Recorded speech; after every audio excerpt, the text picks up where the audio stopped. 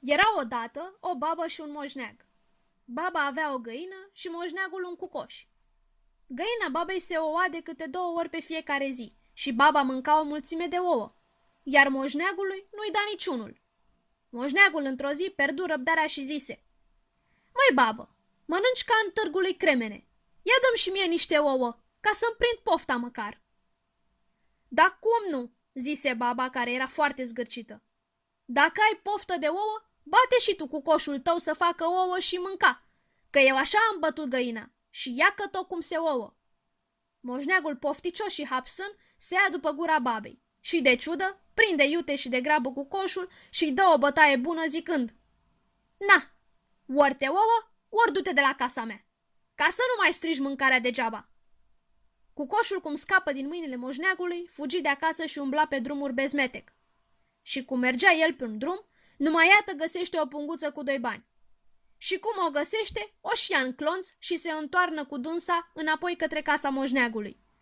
Pe drum se întâlnește cu o trăsură, cu un boier și cu niște cucoane. Boierul se uită cu băgare de seamă la cucoși, vede în clonțui o punguță și zice vezeteului: "Măi, ia de-te jos și vezi ce are cucoșul ce l-am plisc." Vezeteul se dă iute jos din capra trăsurei și cu un feliu de meșteșug prinde cucoșul și, luându-i punguța din clonț, o dă boierului.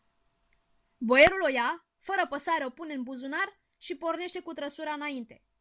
Cucoșul, supărat de asta, nu se lasă, ci se ia după trăsură spunând neîncetat: "Cucuricu, boier mari, dați punguța cu 2 bani." Boierul, înciudat, când ajunge în dreptul unei fântâni, zice vezeteului: "Mă, ia cucoșul istobraznic și îl dă în fântâna aceea." Vezeteul se dă iară jos din capră, prinde cucoșul și l-a zvârle în fântână. Cucoșul, văzând această mare primejdie, ce să facă? Începe a înghiți la apă și înghite până ce înghite toată apa din fântână. Apoi zboară de acolo afară și iară se ia în urma trăsurei zicând: "Cucurigu, boier mari, dați punguța cu 2 bani." Boierul, văzând aceasta, s-a mirat cumplit și a zis: "Mă, dar al dracului cucoș e aista. Ei, las că ți-o dai eu ție de cheltuială, măi, crestatule și pintenatule." Și cum ajunge acasă, zice unei babe de la bucătărie să ia cucoșul, să-l azvârle într-un cuptor plin cu jăratic și să pună o lespede la gura cuptorului. Baba, cânoasă la inimă, de cuvânt, face cum i-a zis stăpânul său. Cucoșul, cum vede și asta mare nedreptate, începe a vărsa la apă și toarnă el toată apa cea din fântână pe jăratic până ce stinge focul de tot și se răcorește cuptoriul. Ba încă face și o apăraie prin casă de s-a îndrăcit de ciudă hârca de la bucătărie.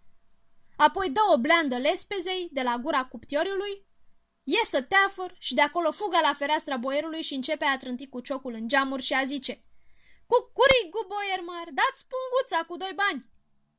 "Măi, că mi-am găsit beleaua cu dihania asta de cucoș," zise boierul cuprins de mierare. "Vezeteu, ia-l de pe capul meu și zvârle în cireada boilor și a vacilor. Poate vreun buhaiu înfuriat i-a venit de hac. L-a luat în coarne și o-mi scăpa de supărare." Vezeteul iarăși ia cucoșul și îl zvârle în cireadă. Atunci bucuria cucoșului.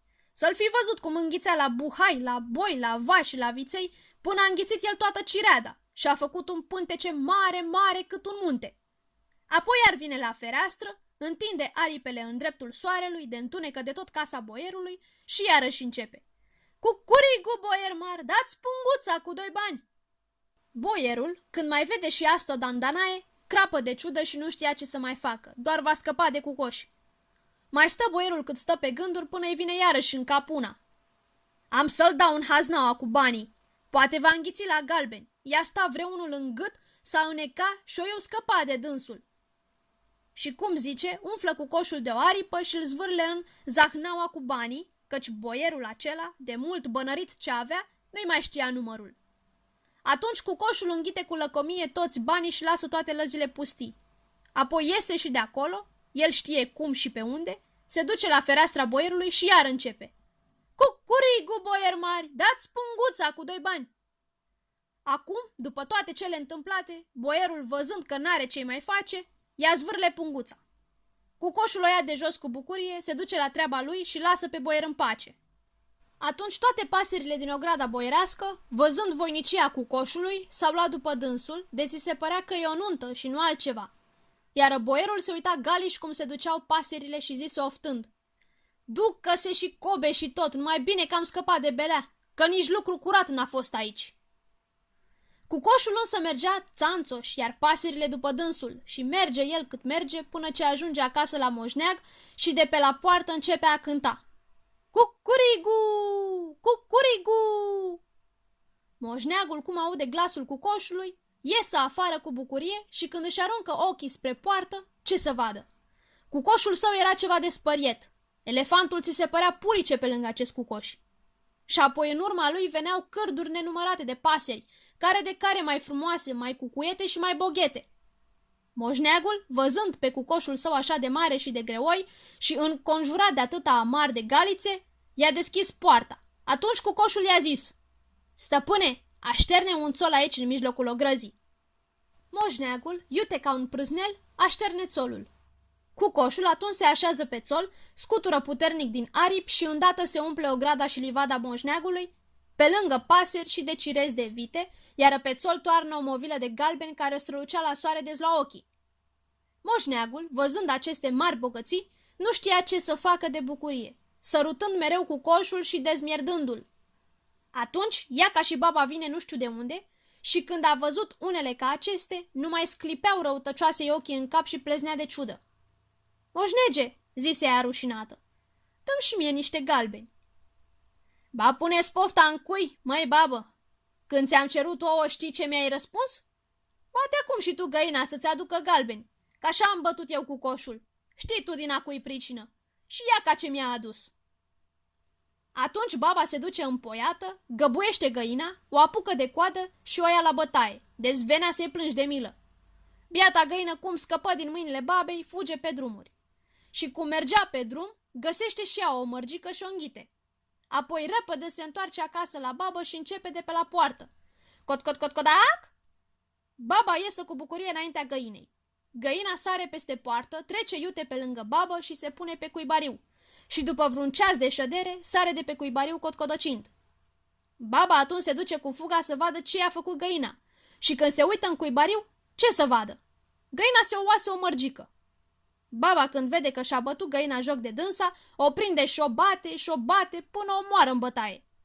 Și așa, baba cea zgârcită și nebună a rămas de tot săracă, lipită pământului. De acum a mai mâncat și răbdări prăjite în loc de ouă, că bine și-a făcut râs de găină și-a ucis-o fără să-i fie vinovată cu nemica sărmana. Moșneagul însă era foarte bogat. El și-a făcut case mari și grădini frumoase și trăia foarte bine. Pe babă, de milă, a pus o găinăriță, iar pe cucoș îl purta în toate părțile după dânsul, cu salbă de aur la gât și încălțat cu ciuboțele galbene și cu pinten la călcâie, de ți se părea că e un irod de cei frumoși, iar nu cucoș de făcut cu borș.